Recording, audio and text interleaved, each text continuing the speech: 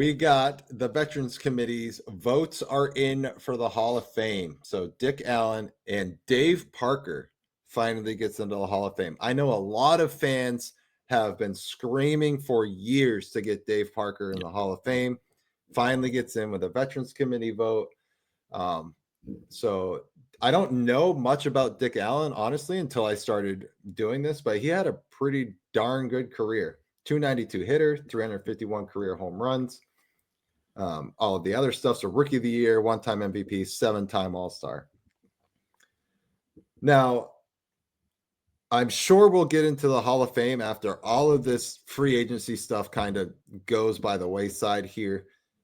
But are these Hall of Fame numbers to you? Does this scream Hall of Fame numbers to you? Now, I understand a lot of fans put in like, oh, well, he dominated his era.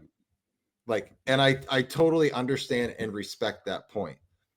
But for me, the Hall of Fame should be the elite of the elite. And I know it's not anymore. And I'm kind of arguing against myself because that's not what the Hall is anymore.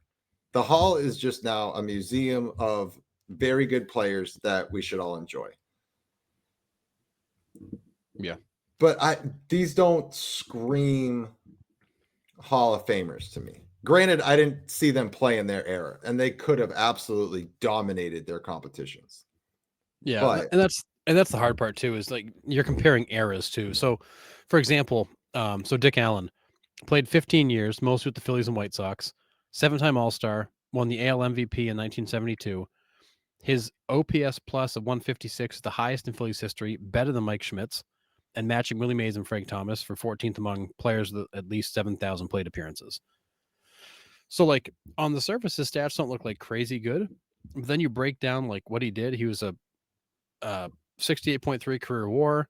You know, he's ahead of people like Hank Aaron, Frank Robinson. I mean, he's ahead of Joe Morgan. Like you look at his stats and go, you look at the advanced stats and go, oh wow, that's pretty damn good. But like on the surface, they don't blow you away. So it's hard because it's when you compare these guys to like today, like when you're looking at different eras, like it doesn't look like much. But then you actually break it down for the time they were in the game, and you're like, well, damn, that was really good. Like Dick Allen and Dave Parker terrorized teams in their careers, and were really, when you break it down, elite players, but not in the stat categories that like jump off the page. Yeah.